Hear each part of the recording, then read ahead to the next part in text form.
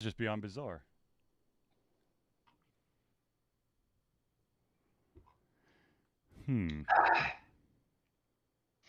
Is this even active? Are you even active? Oh, sure. Oh dear. Oh. If you are a millennial, blind. Okay, hold on. Yep. Okay. Fun fact for everyone out there. You cannot use Streamlabs OBS or maybe several different things and stream to YouTube while having a VPN active. Yeah. You can stream on all the other devices or all the other things, just not YouTube. The tubes doesn't like it when you try to circumvent their geographical navigation system. Yeah.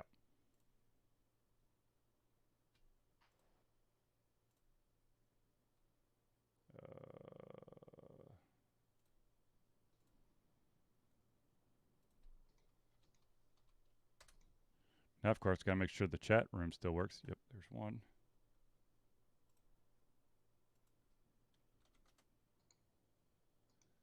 Yeah.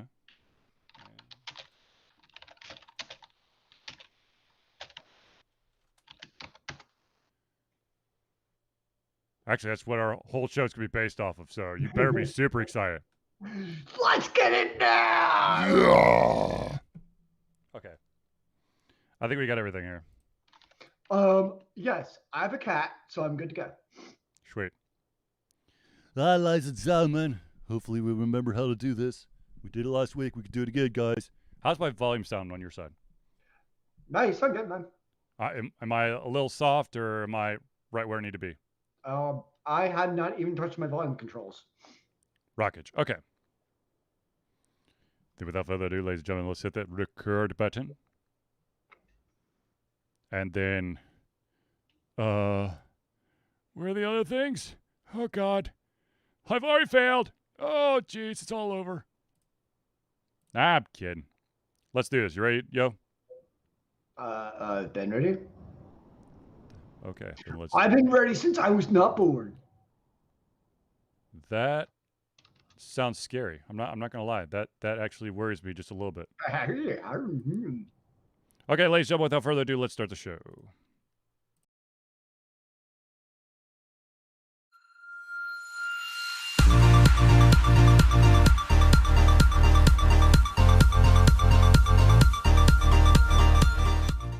Hello, ladies and gentlemen, and welcome to another edition of Ultra Confusion Thursday Night Hangout.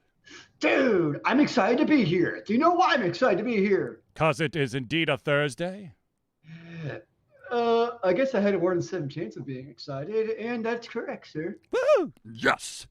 So, ladies and gentlemen, this, of course, is the Thursday Hangout. This is a show for you where we take the most important topics of the week that you want to talk about, and we try our best to cover it on the show. If, of course, you have somehow accidentally forgotten to add a topic to that you want us to talk about on tonight's show, just drop it in the chat. You've got Facebook, you've got Twitch, and you've got YouTube. We're streaming on all three of those platforms. That's a lot of platforms. Now, ladies, of course, I am your host, Charlie, and I'm joined once again by the prolific comer himself, Zelius. Indeed. And of course, Rose will be making an appearance at some point, and the official Ultra Confusion Thursday Night Hangout bingo cards are still in the works. So, be on the look for that. Okay, so let's get right into it, shall we? Okay, so right off the bat, let's talk about my drinking. I don't know about oh you. boy.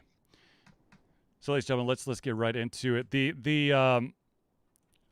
Actually, there was a request that was made for some listeners out there who want to time stamp this thing. So, ladies and gentlemen, this is the Thursday Night Hangout show for July 15th, 2021. So there you go. Okay. I mean, I don't think it really makes any difference which order you listen to or watch our shows, but maybe for contextual reasons, you might want to. I mean, it does say episode whatever, so there is that number. But there you go. There's the date. Okay, so the big news that has come out this week is the shocking arrival of the latest and greatest device from Valve. It's called the Steam Deck. Is it like a card game because it's a deck? No, it's Oh. like okay. This is my first reaction. I'm just gonna be brutally honest with you. As soon as I heard this, I thought, "Holy shit, they're gonna try to do it again. It's the Steam box all over again." Yeah, I can see that. Because let's face it, Steam box is a computer that you can plug into your TV, which you could plug your computer into your TV. So let's just skip the middleman. This one is going to be a handheld device. I believe they're calling it a portable PC, not a laptop, not a netbook, not a tablet, but a portable PC. Yes. Which I'm sure runs only the Steam OS, and it'll have a starting price point of $399. Now that's sans docking station. I want to make that abundantly clear. That's the handheld unit, no docking station. Indeed. All right, so they came out with this information, this announcement officially, and they are, I think, aiming for this holiday season, if I'm not correct. I have pulled up some of the statisticals to kind of give you an idea, a ballpark of what the dimensions are, what the components are in relation to what many people are saying is their main opponent, and that, of course, is the Nintendo Switch. Because it's kind of it's going straight at the Switch. It's a handheld device that you can dock. I mean, I don't know how else to, put it. It's a Switch, a gator. I personally think it's a Switch killer, but that's just me. Yeah. No. Yep. No, it's not gonna be a Switch killer. Hmm. You have to convince console people that there is now a master race device. They'll be like, no, I just play my consoles. Okay, but seriously, so let's look at some of these stats here. First of all, the Steam Deck is a bit it is a bit longer, it's a bit taller, and it's much thicker than the Nintendo Switch. That's what she said. Oh, yes. So basically, the Switch, if you think the Switch is too small, just add, God damn it, it's going to be dick jokes the whole show, isn't there going to be? God damn it. Okay, anyways. I think we got our point out of the way. Add 2 inches to the length and half an inch to the height, and then almost an inch and a half in thickness, and you have the Steam Deck. And of course, it basically weighs twice the weight of the Switch. The screen is bigger. I'll try to see what is the big difference. Okay, Steam Deck has a standard 64 gig eMMC and up to 512 gig NVMe SSD with micro SD slot for expansion. I mean, one of the biggest differences is the RAM and GPU and CPU completely blow the Switch out of the park. Like, just not even close. I mean, the graphics as they are for the Steam Deck is better than the PS4 as it is, which is better graphically than the Switch. Okay. I understand where you're going with this, but I do want to point out one thing. Okay. Something could look really, really pretty on a smaller screen and look like shit when you upscale it.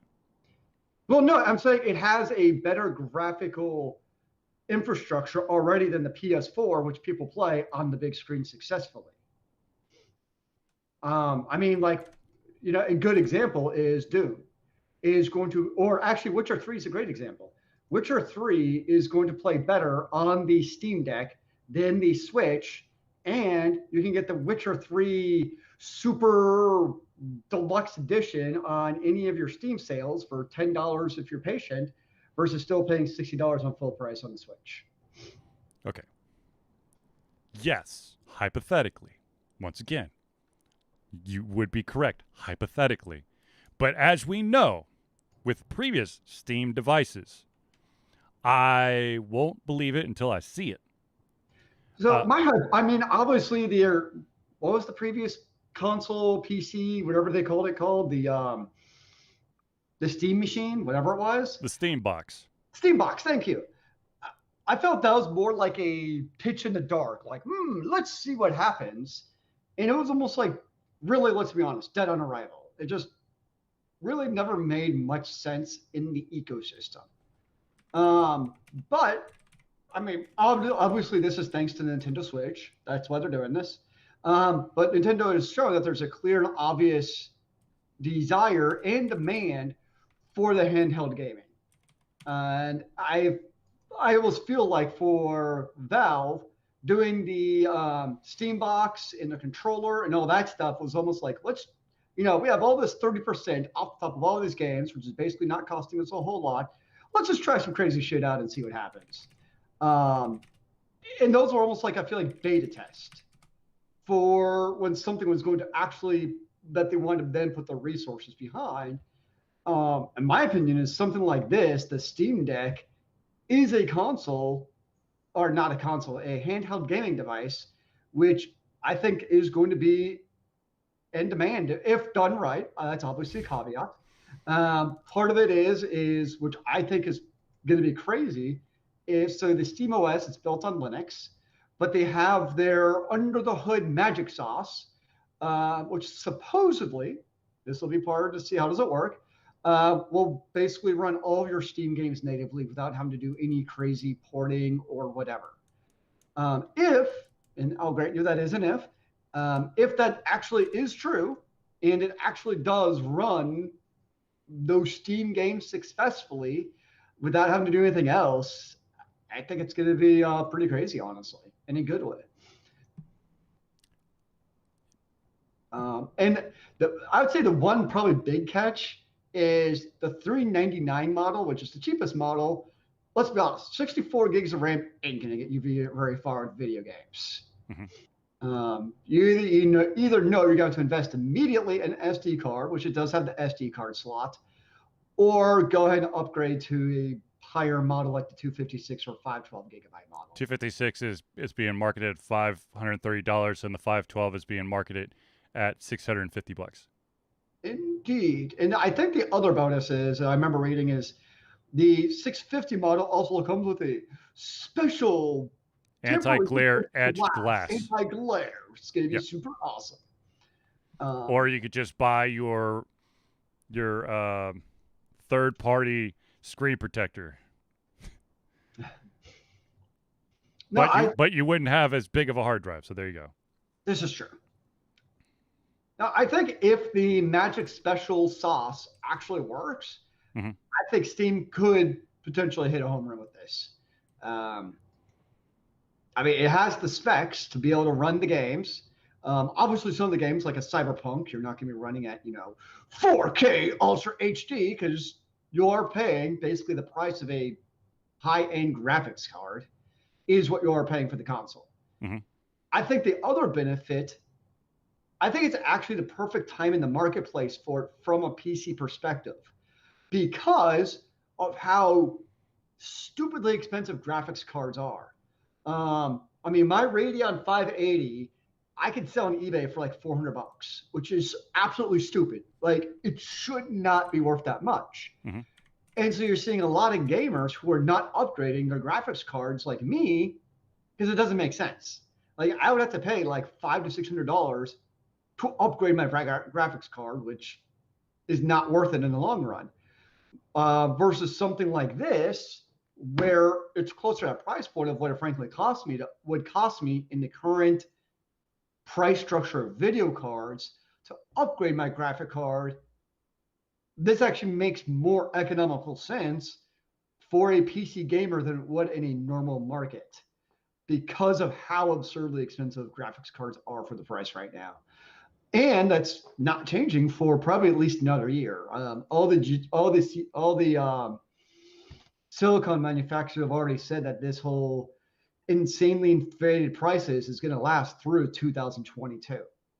And so people like a my price market with what they have their graphics card, if we're already holding on, we're probably going to be holding on for at least another year.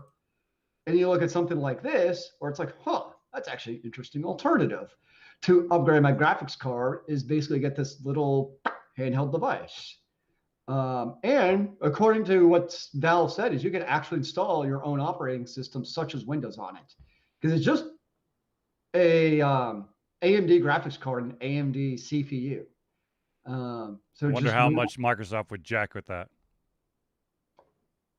I mean, if it's just normal hardware. No, Windows has limiters built in to slow down your fucking computer. So I just wonder. Okay, so yes, I do agree. Graphics cards are expensive as hell, and they cost a shit ton. And this would be a nice alternative to people who have a very large Steam library.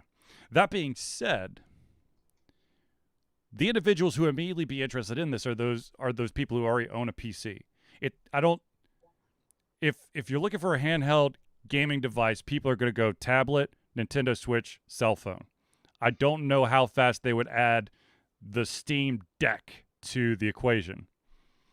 I think that's really what it's a very established market, and we've seen quite a few handheld devices come and go. I mean, if you really want to go to the beginning of time, what was it? The Atari, it's not the Atari Lynx, Game Boy Color, Sega, Dreamcast. Oh, not Dreamcast. Sega Game Gear, the PSP, the PSP Go. Well, I think the other thing you're going to have is you're going to have people who. So one disadvantage, I mean, obviously it hasn't hindered the sales, but the Nintendo Switch, right? You buy a Switch. Let's just say Switch 2. I'm just making this up. Okay. Comes out. Mm-hmm. Is it going to be a situation where you can't use your old Switch games? See, they're all digital. If you can't, then something's fucked up. I'm just saying, Nintendo likes to, let's be honest, kind of fuck over the consumer sometimes. We're talking about cartridges, though. I mean, it's not like I could transfer my Switch games it's not like I could transfer my Wii games to the Switch, right? Your Wii games are physical copies. But there was a digital marketplace for the Wii, though, wasn't there? There was. I don't know about that crossover because technically you've got the Wii U in the middle and then the DS as well. One of the big advantages of the Steam Deck is people like us who have these crazy Steam libraries. I think that's also obviously the target audience is people who do have established libraries. I do want to hundreds of games. I do want to point out one thing though, because the game is in your Steam library, it does not mean it's playable. Okay, there are games that I have in my Steam library that there's no force under the sun that will make it actually playable. I have it because it was on a Steam sale, but actual functionality, nah, it's not. So simply having the game doesn't mean you get to play it. Did you break your games with mods? No. It's older games. Oh, yeah. So what you're saying is you need to get this $400 Steam box and turn it into a DOS box. Yes. And while we're at it, why don't we just install Wine? Just for shits and giggles. Well, that's basically what the underlying architecture of the I know. Not everyone knows that, Zelius. God, jeez. Way to go. So for those who don't know, Wine's actually been around since like the 90s. Yep. But basically, Linux can't natively play or run, I should say, Windows applications. So some very entrepreneuring people made a piece of software called Wine. Yes, spelled like a bottle of wine. Cheers. That you can run Windows applications on. And most people use it, frankly, for games. Of course, the big catch is Wine is predominantly a open source, free to use piece of software, which means compatibility, not just compatibility, but how well does a game play, such as like bugs and the frame rate and all that other stuff, can sometimes be in question. especially like I think when I was into Wine and Linux, the more AAA titles, you're never going to get the FPS you get on Windows, but you have a larger player base, so developers are more likely to create a wine port or to create that layer. Whereas random indie games, there's not going to be that demand. So I think that could actually be interesting, especially for like indie developers. If indie games will successfully run on the Steam OS, that could also potentially be another kind of cool avenue for the indie devs to have another marketplace to sell their game if they run successfully on this magic sauce. Well, if they run magically, if they run on that, then it should run on anything that's Steam related. That'd be really ridiculous if I think this was one of the problems about the Steam box when it came out back in whenever you didn't have access to your entire Steam library because there were still, certain tweaks that had to be made. And the other thing that still kind of it kind of makes me a little iffy is that, once again, Steam is a digital platform on a computer. Sure. And what is the main mode of playing on a computer? Mouse and keyboard. Now, I was thinking about that. We're now going back into that, the same conversation, the same questions we had when it came to the Steam box. Mm-hmm. How is it going to map to the controller scheme that's being presented? Now, I will say, and I'll tell you this right now, if I were to ever get a Steam Deck, this is the first thing I would turn off. There are these little touchpad areas. Yeah. I'd turn those fuckers off in a heartbeat. I saw that's like the one thing. So from reading people's comments, apparently people love the idea of the buttons on the back, like where your fingers are, not the shoulder ones, but like actually where your fingers are, kind of like you grip it. Apparently, people love the idea of that. So it'd be interesting. Well, that means that Sony got one thing right with the Vita, because that was their big thing, was that it's more comfortable because most of the buttons are on the back. But yeah, that the whole haptic feedback of like the touchpad, I'm with you. I'm very skeptical of that being successful. And I will say that the other advantage that the Switch has is if a game comes out for the Switch, like it's made with the gamepad controls in mind. Yes. So it'll work with it. Take like I think a good example people are bringing up is Civilization. Mm-hmm. So Civ 5 is on the Switch. It runs like poo, but it's on there. Right. But it's also optimized. So like the joystick controls, I was skeptical, but they actually made it run really well in terms of the interface and how you navigate through your cities and the build and all that stuff. They actually did a great job on the control port to the Switch. Right. Versus, to your point, on the Steam Deck, are developers going to have any incentive to make a game out like Civ 5, obviously on the Steam, is made for keyboard and mouse, which makes sense. So I think you would bring up a really good point of how are games like that going to translate over to the Steam Deck. The first thing that actually came to mind for me was a game like Final Fantasy XIV. Mm-hmm. Because, obviously Steam, you're playing with keyboard and mouse. Yep. But you also have it on the PlayStation 5 or yep. 4, which yep. you're using a gamepad. You're using, your controller for. Right. So how is that compatibility going to work?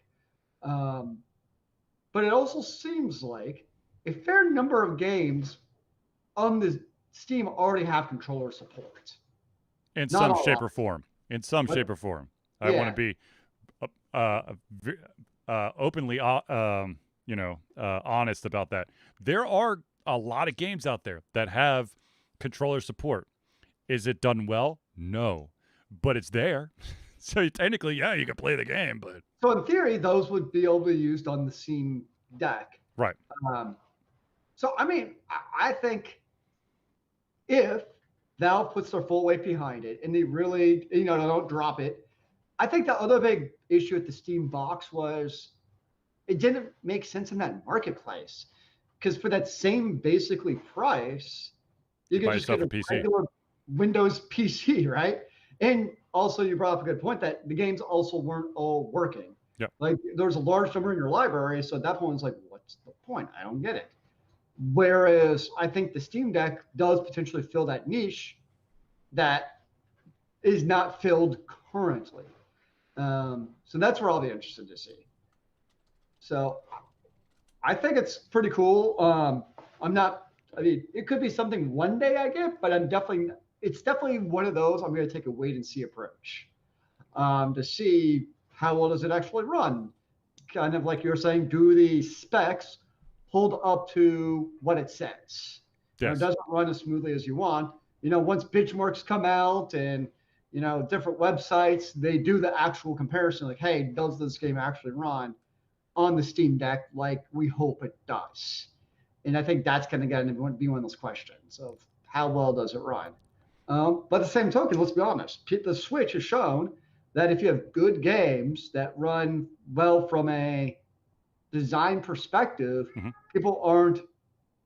graphics don't matter as much if you have a well-running game. Sorry. Noodle Boy said, plot twist, I made the Steam Deck. No, you didn't. Doesn't mean you can use the inside story, man. How's it going to work? How many games have been beta tested? Has Henry Cavill already got his model in his house that he's playing? And that's why The Witcher Season 2 is not out, because he's too busy playing the Steam Deck. Look, here's the thing. He's here to announce Portal 3. Oh, and Half-Life, 4? Half-Life 4 VR. And I'm going to continue to say this. It looks interesting. I've already got a device that can play all my Steam games. Yep. And I'd rather just play. If I want a handheld game now, I'm going to play the Switch. I don't want. The other thing is, we are now in a gaming time where there are not a whole lot of exclusives. Okay? So chances are, as Zelia stated, there's games out there that are on on Steam that are also on like the PlayStation 5, PlayStation 4, all that stuff. So like I'm probably playing it on something else already, right? Well, if you can get your hands on a PS5. Well, right. I mean, right. But I'm just saying that, it's not like, oh my God, I've got to get the handheld version, the Steam Deck so I can play some Final Fantasy 15. I've got a bunch of other devices that already play it. The only Noodle Boy, there's two items that Steam could release that would make the Steam Deck real nice and shiny for a lot of people, and that would be Portal 3 and the next Half-Life, which ain't gonna happen, but don't they have They also have CSGO. Yeah. Which, I mean, but that's I don't think I want to play CSGO with the controller, though. Well, I say it's a very hardcore gaming group, but that's not going to be a group that's going to really jump to a handheld. Well, I was going to say really move the needle as Right. far as selling a console goes. Right. Now, something like Half-Life, that is something that people could get behind, honestly. I think they're gonna have to do the VR version of Half-Life 4. They'd put it on the handheld. Ooh, that's a good question though. Okay, so now you're seeing the HTC Vive and the Oculus with functionality, VR functionality for Steam through the PC. Is that VR functionality gonna cross over to the Steam Deck? Yeah, I wonder. I wouldn't think it has enough processing power to really do VR well, but it's something that people will definitely test. They'll be like, well, I want to continue to play my VR game that I played on my PC, but my Steam Deck won't let me do it. Actually, can you imagine how quickly that would kill the battery on that? It would be like, okay, so for those out there who may not remember, there was this thing. It was a direct competitor with Game Boys called the Sega Game Gear. Yes. And the beautiful difference was that poor, boring Nintendo Game Boy was in black and white, and you had to get the backlight attachment so you could play at night.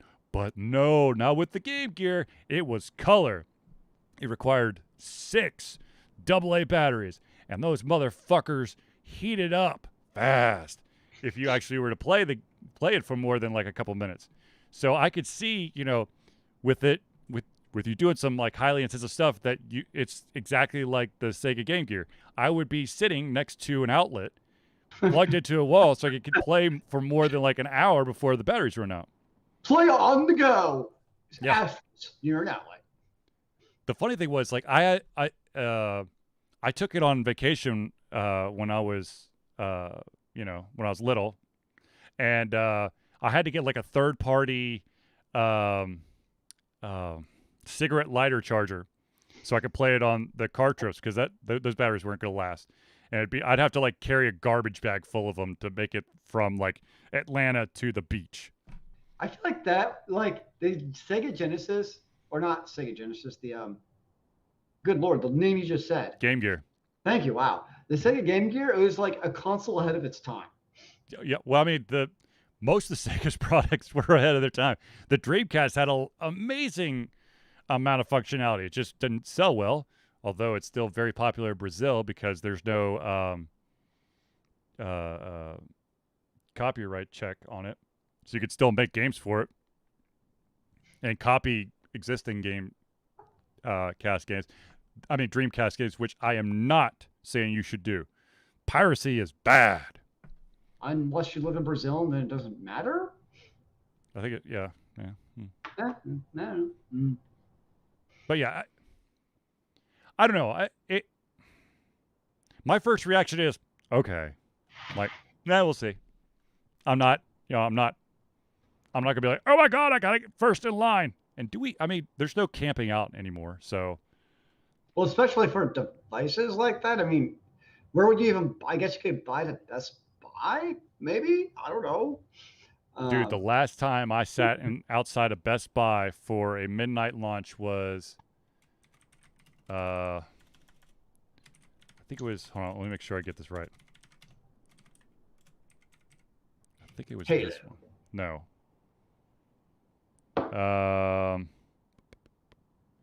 Metal Gear Solid. Was it 4?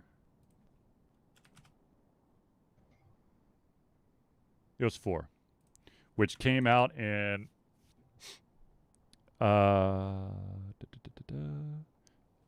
2008. That was the last time I camped out for anything. I don't think I ever actually camped out. I've only camped out for 2 things, I think. No, 3 things. One I didn't get because Verizon's a bunch of douchebags. I camped out for like their first Android phone, the Thunderbolt. But then I was like, oh, you're not eligible, so get out of line. I'm like, dude, I've been here for like 3 hours. But okay. Oh, that's the worst. But I did a midnight launch for Metal Gear Solid 4, and then I also did the midnight launch for the 7th book of Harry Potter at the now defunct Borders bookstore in Dunwoody. Well, that's a solid reason to do so. Of course. Yeah. Can't go wrong with some Deathly Hallows in your life. Now, as a way of a quick little, I guess, like segue here, as you know, Metal Gear Solid 4 is produced by Konami. Konami also is the same team or the same company. God dang it!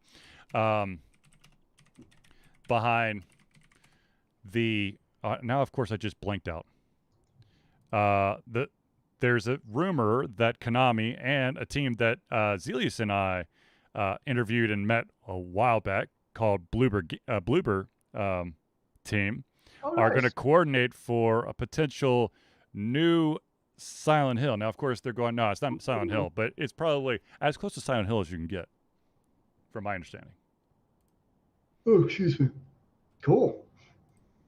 Yeah. So if people out there are going to get the Steam Deck, by all means, go for it. I'm not going to stop you, but I won't get it. The other thing that I think will be interesting. So the one thing with the with the way the joysticks are, because they're like so far up and they look pretty tiny. Yes, they do. But then you have the trackpad right underneath it. Yeah, so I think that from a functional standpoint, how is that going to play with gamers? I don't know. Yeah, so to me that's the real kind of curious thing almost is those two parts. Um, and the other kind of fun thing is so like one thing the Switch has kind of had issues with is the Joy-Con drift. Most joysticks have this, Yep. where your joystick starts to like it almost thinks it's like always over here or always over here, Yeah, right? you need to recalibrate Um, if if you're you can, lucky. yeah. So at least with the Joy-Con, I mean, I know it's not cheap, but you can always buy new Joy-Cons, right? Yes. Or I can get a new Xbox controller if it breaks. Yep. With this, it's attached Yep. to your console. Yep. So in this case, if you get Steam drift and it gets off, or like You have to send the whole thing in. your kid bites it off. I mean, which could happen. Let's be honest. Now you're talking your whole console.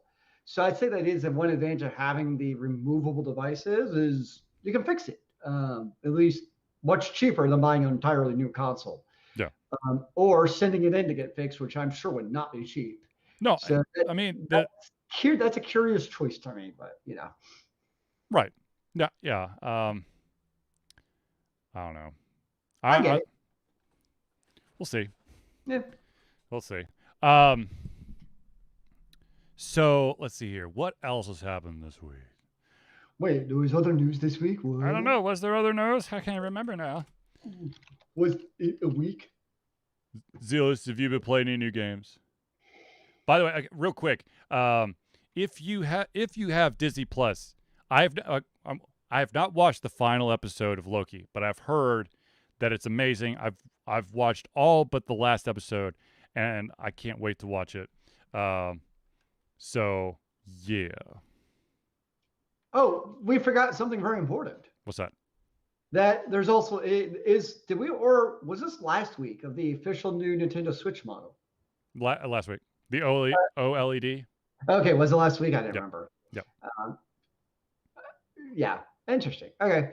And then of course there's a bunch. There's a Resident. Speaking of horror franchises, Resident Evil now has a show on Netflix, which was okay. I haven't seen it. It's not bad. It's just.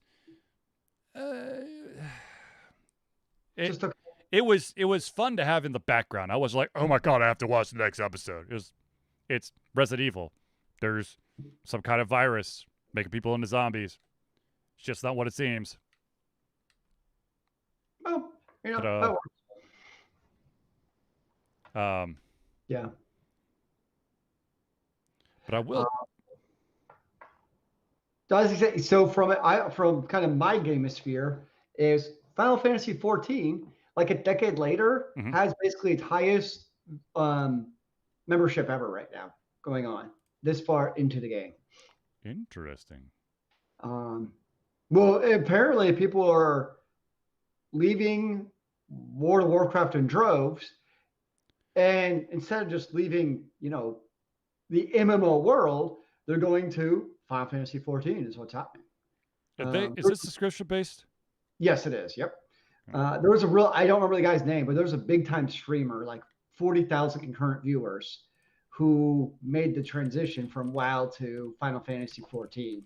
And that almost like was the tip of the Exodus iceberg of people being like, oh, this really is a cool game. But I mean, that's kind of, WoW's kind of been on the decline for many Asm Gold. There you go. Yeah, 15 years of World of Warcraft, and now he's into his first year of Final Fantasy 14. Yep. Yeah, so I was just like, oh, that's interesting. So I'm like, oh, do I want to play 14 and go down that rabbit hole again? Actually, speaking of online games, for those out there who play Legends of Runeterra or any of the League of Legends, Legends of Runeterra, and then was it Mobile Legends? They're doing a big event right now So if you want like, the exclusive stuff, you got to do all the event stuff. And I've been plugging away in Legends of Runeterra to try to get all this stuff. And they've released a new champion. Holy ballsack! If you can get him far enough into the game, it is spooky as fuck what he could do. He can basically if you can get him to level up at the beginning of every single turn, not it's yours or your opponent's, he will steal the strongest opponent from the opposite side and bring it to his side. What? Wait. But if it's a champion, he automatically kills it. At the end of the turn, if it's a follower, it will return back to the other side. But he kidnaps the strongest follower, strongest follower as soon as he's leveled up. But I mean, it's a big ass. It's quite the feat to actually level him up. But when he's leveled up, he's like, "You're dead." Oof. There's a couple of characters in Legends of Runeterra that if you can find a way to get them leveled up, they're like fucking juggernauts. There's not a whole lot you could do about it, and this new guy is one of them. That's crazy. Yeah. Okay, so let me ask you a question about Legends of Runeterra. Mm-hmm. So one of the things you see like in gacha games. So for those who don't know what gacha games are, they're games where basically you're trying to get better characters, like 5-star or SSSR characters that are better and better. Mm-hmm. And of course, the way that the publisher keeps you into the game is the 5-star or SSR characters are always get better and better and better. Mm-hmm. So really, like first year 5-star characters are really now the equivalent of like 3-star characters. They're just not as strong anymore. You really have to kind of keep up with the newest characters to stay relevant. There's the same thing in a game like Legends of Runeterra, where like the original like super powerful character, they're not so powerful anymore. Is it like you really have to keep up with the new strong characters to stay relevant? I don't think so. I mean, the vast majority of people the thing is especially with Legends of Runeterra, there's a lot of different gaming modes that kind of encourage you to play with both the new and the old cards. The biggest one, of course, is something called Expedition, where it's a drafting mechanic, where you're going to continue to play with probably some very well established champions and some new champions depending on how the draw goes. And I'd say there's still champions that were in the initial release that high-ranking players still play with. It's not like they discarded some of the like super duper old school champions. The thing is, the cards continue to be tweaked. So the mana price or the attack or the health or some of the special writing might be tweaked. So it's not like they've released it and then they don't touch it. They're constantly changing the game, which makes it very interesting. And it's this is kind of why I had to get out of Magic the Gathering, was that they kept changing stuff, and so I had to buy more cards. But now because it's it's a free to play game, and one of the awesome things is that with a lot of these gacha games is there's a very small chance you'll get that super SR ranking.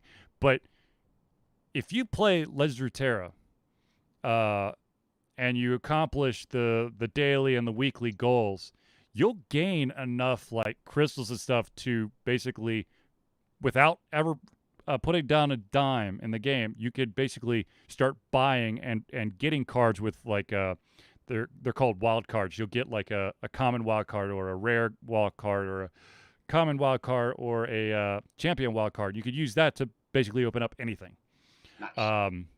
The real like the stuff that you could kind of get lost in when it comes to spending money is you've got like a little guardian companion that just kind of sits there and reacts if you're getting your ass kicked or if you're doing something awesome.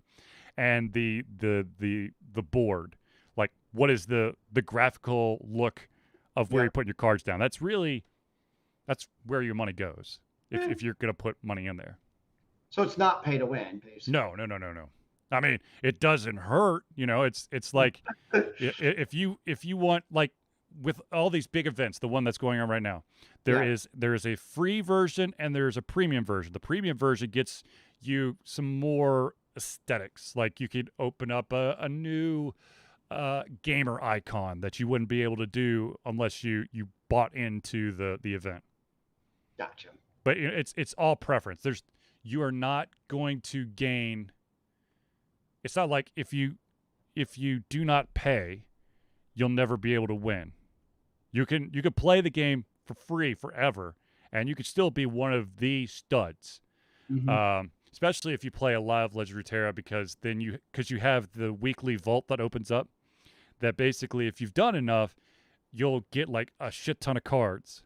And if you've played for as long as I have, you have a lot of those cards. So they transfer into the crystals, which are basically the in-game currency that you can use to, purchase other cards.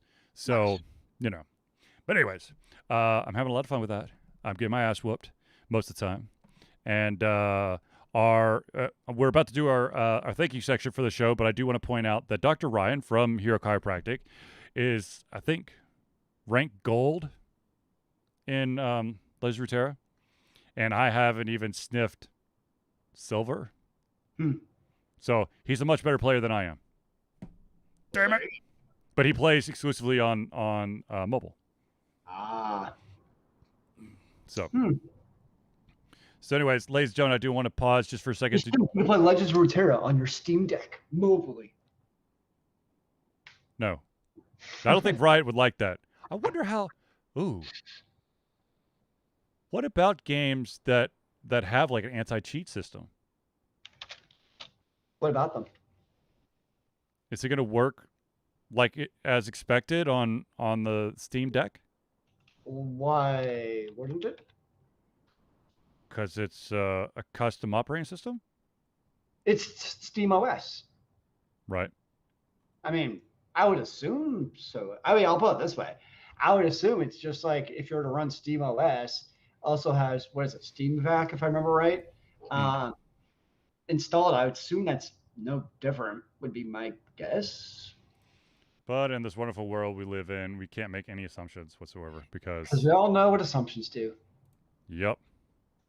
They mess with your head. All right, ladies and gentlemen, I do want to take a quick second to thank some friends of the show. First off, I do not have the actual script written down for this next one. We do. I don't know if he's actually active right now in the chat room, but Noodle Boy Media is our latest friend of the show that's going to be added to the thank you section. So thank you, Noodle Boy Media, and we will we'll work out all the the stuff to really highlight your awesomeness. But for those who have been that we do have something for, let's start off with the one and only the Indie Cluster. The Indie Cluster is an organization of independent game developers that want to gain exposure by being involved in the community. They collectively journey to popular conferences as a traveling booth to help gain attention for their games. They make partnerships in local communities to bring games to the mainstream mindset. They highlight local, unusual, and rare concepts to challenge the paradigm of the common. They also host events to teach kids and minority groups about game development to hopefully one day enter the industry themselves. If you want more information, go to indiecluster.com. That's INDIECLUSTER.com. They are a great organization. I've been seeing they've been active, much more active as of late. So you definitely check out their Facebook page. I think that's where most of the info is getting dropped right now. But definitely, if that sounds like it's something up your alley, definitely check it out. The second one is, of course, Hero Chiropractic. Oh, Dr. Ryan. Hero Chiropractic is a unique healthcare practice set up by Ryan Moore, the company's focus to elevate a patient's experience of freedom, creative expression, and joy. They believe that everyone can be a hero and has incredible heroic potential inside themselves waiting to be unleashed. Hero Chiropractic focuses on mobile chiropractic care in the greater Atlanta area. They are committed to healing clients by creating a plan of action uniquely suited for each person. They make that plan of action as convenient and affordable as possible, and most importantly, suited to your individual needs. If you want more information, go to herochiropractic.com. And if you are interested in Hero Chiropractic, I would definitely reach out because he's starting to get noticed more and more with some of the higher uppers in the Atlanta area. I'm talking, maybe some directors for some Netflix shows or maybe some sports athletes. So if they trust in him, you should trust in him. And of course, he's been my chiropractor forever, and he's been my son's chiropractor for quite a while now, and we keep inviting him back. So there's something to it. Ladies and gentlemen, I do want to tell you that there's something that's near and dear to Ultra Confusion's heart, and that, of course, is we participate in Extra Life. And for the 10th year straight, Ultra Confusion will be participating in said Extra Life. Extra Life is gamers doing what they do best, game, to help sick and injured children at their chosen Children's Miracle Network Hospital. The money that is raised through Extra Life will go directly to our chosen hospital, which of course is the Children's Healthcare of Atlanta, as unrestricted funds. This means that the hospital decides where and how to spend the money to ensure the dollars you raise make the biggest impact in the lives of the kids they treat. Now, if you have the capacity to donate, please go to extra-life.org and search for Ultra Confusion. Now, I know that we are in a very uncertain time, and you may not be able to do a financial or monetary donation. However, this does intrigue you. If you want to check out, maybe there's a different way that you can help out with Extra Life, maybe volunteer one of the local events or create a team or join a team and help fundraise, by all means, go to extra-life.org. Now, I may mention that we have a new friend of the show. Well, I mean, he's been a friend of the show, but now he is one of our latest and greatest patrons. So, of course, ladies and gentlemen, Ultra Confusion has a Patreon page. It allows us to survive with support and love from you fans, people, monsters, creatures, haters, fighters, angels, aliens. The list gets too long. Someone just give me the whole damn list into infinity and beyond. Patreon allows you to become an active participant in the work we love through a monthly membership. What this will do is it will give you exclusive content and access to the community to kind of get a behind-the-scenes look of our creative process. We currently have 2 tiers that you can subscribe for. There's a $1 a month tier, which is $12 a year. That is basically, it allows you all the patron rights plus early access to all of the playthroughs, which the playthrough that was just completed or has been up there, Gibbous, is about to turn public tomorrow. But then if you are a paying patron, you will get the early access playthrough of the game Anna's Quest by Daedalic Entertainment, coming soon. And then, of course, the second tier is the $5 a month tier, or $60 a year. That not only gives you access to the early access to all the playthroughs and, of course, all the surveys and communications, but also adds your name or organization to our thank you section for every Thursday night video. There you go. Uh-oh. I think I lost Zelius. And there's Zelius. That was weird. Yeah, that was weird. My Chrome just stopped working. It was like, goodbye, I'm done. But yeah, Zelius is back. Ooh! I'm alive. He's alive. So yes, if you have the capacity, it's $12 a year or $60 a year, which I personally think is a hell of a good deal, and it helps out big time, especially since it hopefully, knock on wood, this stupid virus can calm down enough for us to start having conventions again, because I already have conventions asking if we want to come back. Although now we have the Nile variant attacking us, I thought it was the Delta. or Delta. The Nile Delta. Nile Delta. There's a Delta on the Nile. Or is it the other way around? I'm pretty sure it's the Delta on the Nile. Ah. But anyways, but yes, we have had quite a few conventions reach out to us and see if we were interested in coming back in person. I'm still trying to wrap my I'm trying to wrap my head around how the hell I'd be able to do. I would love to do them all. Don't get me wrong, but that kind of depends on support from viewers and patrons like yourself, because most of these conventions are not in Atlanta. So they're in the Tennessee and Carolinas. Yeah. And I think one is, oh crap, where is it? Florida, Alabama, Texas, Mississippi. No, I want to say it's in Virginia. Ooh. So anyways, it's a little bit outside of our footprint, but, with love and support from people. Very big foot. Yeah. But with the love and support of people like you, perhaps we can make it to some of these conventions and, spread the awesomeness that is Altered Confusion, of course, our love of independently developed creations. Speaking of which, Zelius hinted at this last week, but there is going to be a Nerdburger Con Online Part 2, which will be coming down in October, I believe. October. I can't remember the exact date though. October something. That sounds about right. Yeah, the entire month of October. It's that time, right in October. Let me see if I can find it real quick, because I know. God damn. Saturday and Sunday, October 23rd through the 24th. Nice. So definitely, if you missed out on it last year, I highly recommend that you at least check it out, because it was a lot of fun to play, to be able to kind of like beta test certain games and play other games that are out there that I'd never heard of. I ended up getting to interview one of the guys. So it's a lot of fun. Of course, Craig knows how to make a game.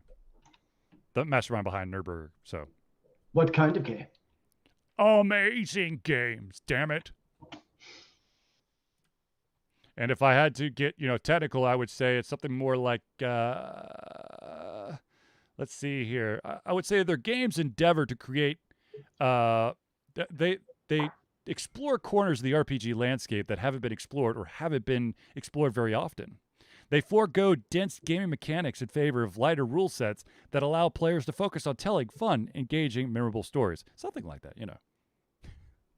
It's not like I'm reading the blurb or anything, but yeah.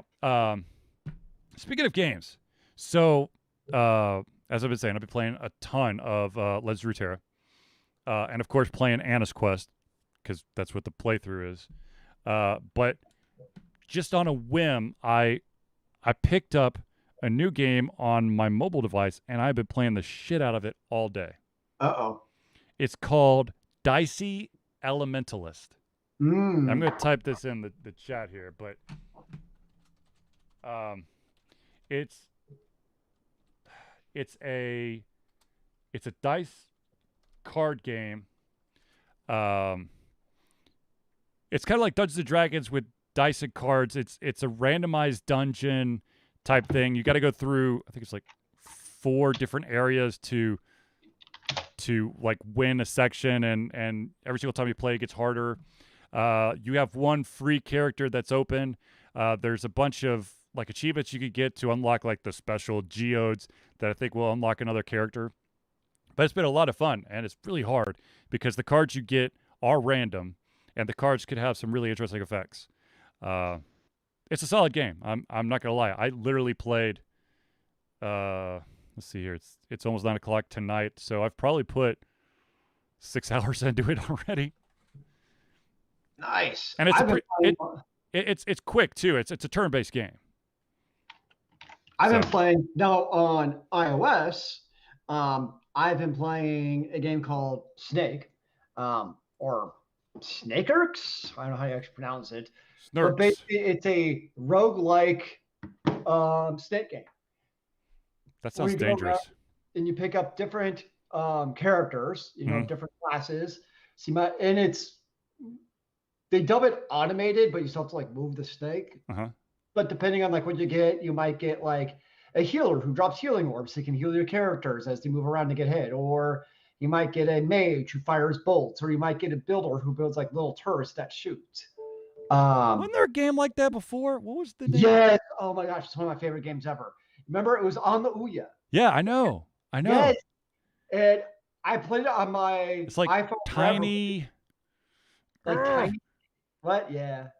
Oh And the god. problem was they never updated it to 64-bit, so you Hmm. can't actually play it on the iPhone anymore.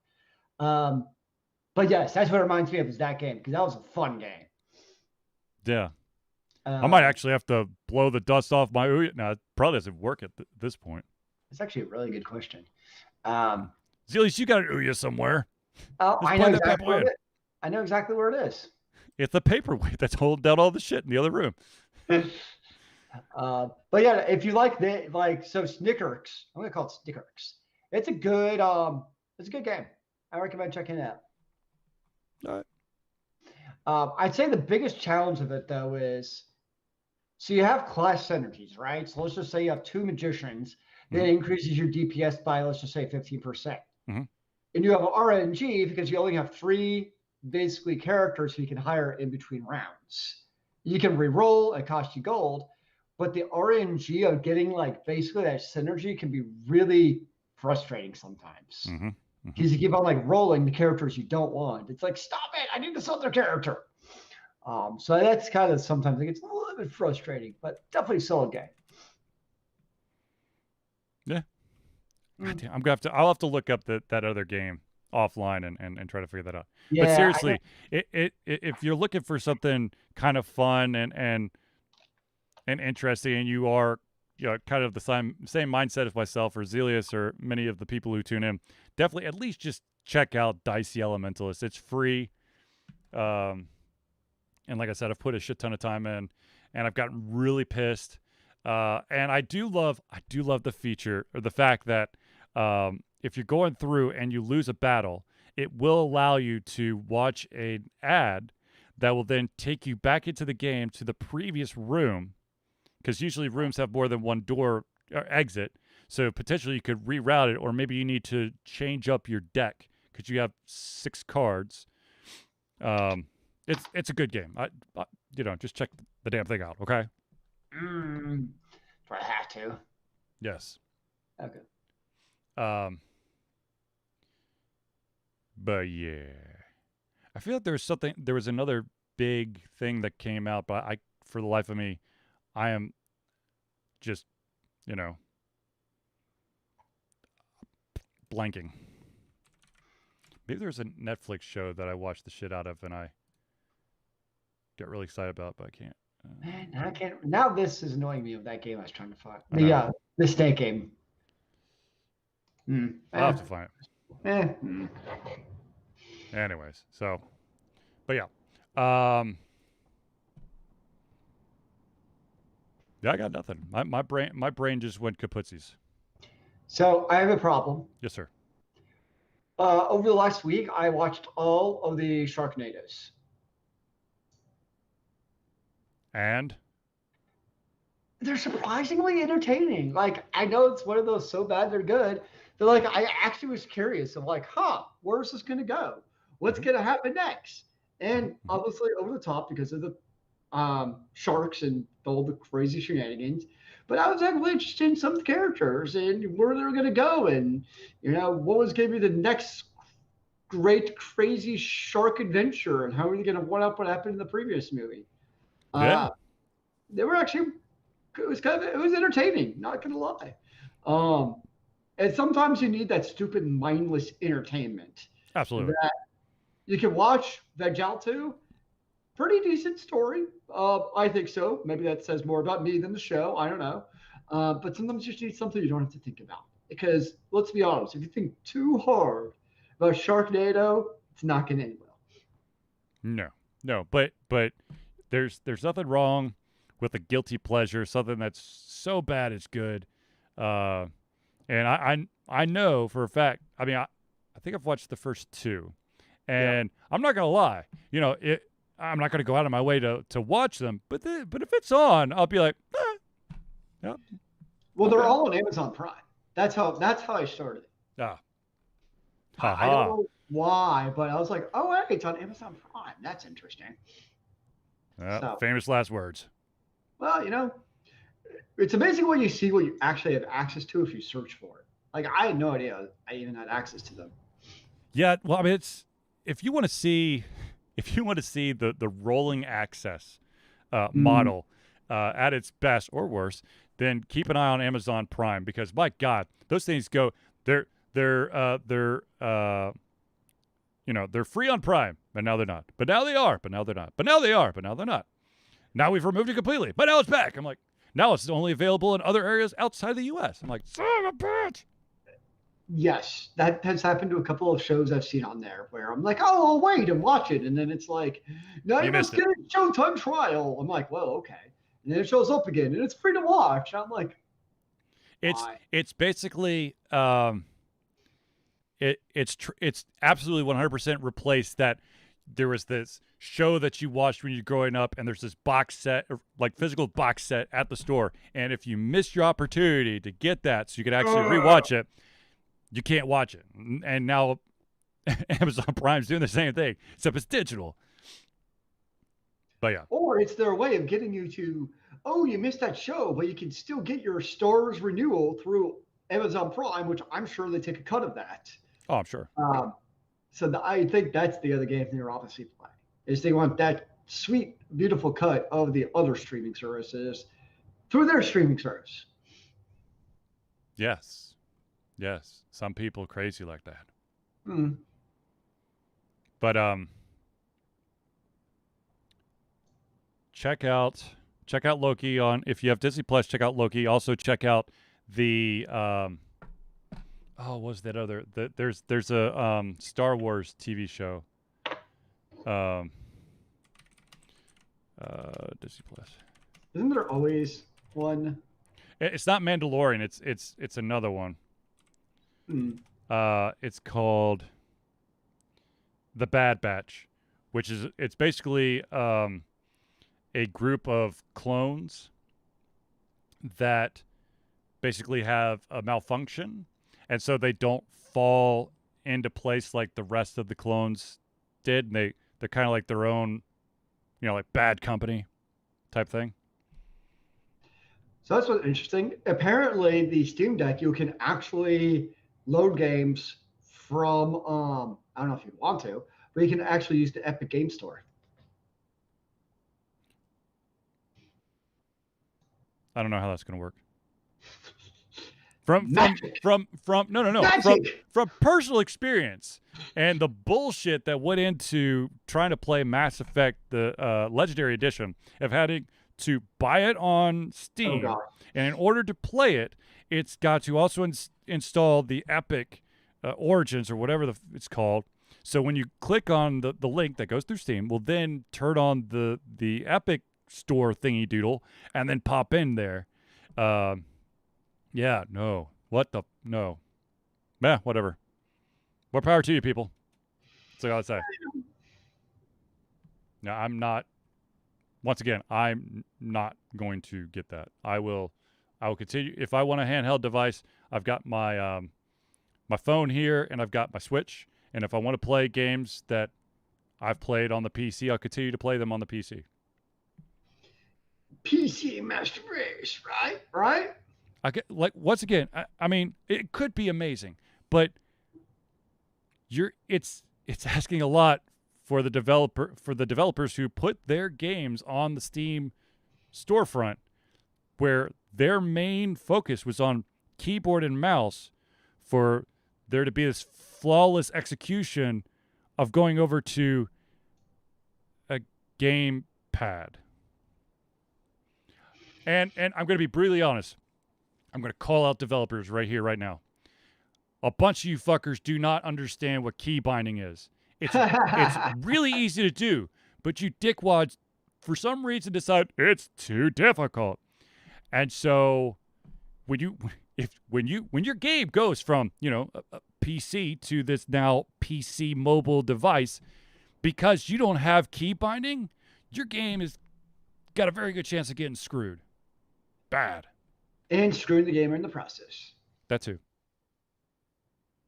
But, that too. That's a publisher's dream. Once they get your money, who cares? He's like, oh, I'm sorry.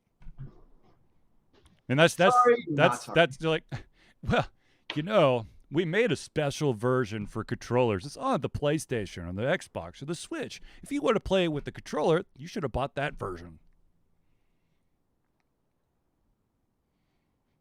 No, none of this. You buy okay. First of all, this is another thing that pisses me off. You technically didn't buy the game. You bought a license to play the game. And for a specific device. And also a specific number of devices, if you really want to be technical. So, No, damn it, no. All right, before I get more bothered and pissed about this shit, Isn't that your job? Sometimes. Okay. Sometimes. Yeah, but before I get a little bit more, I'm going to pull it back. Breathe. For those, real quick, for those Overwatch League, Pro League fans, it looks like some of the competitions are going to be in person again. So be on the lookout for that. All right, so ladies and gentlemen, I think we're ready to wrap up the show. So ladies and gentlemen, I want to thank everyone for tuning into the Ultra Confusion Thursday Night Hangout. For myself, Charlie, and Zelius, it's been a pleasure giving everything come our heads, our mouths, and of course, our hearts. We'll be back next Thursday for another Ultra Confusion Thursday Night Hangout. Remember, kids, keep on gaming in the free world. Amen to that, brother.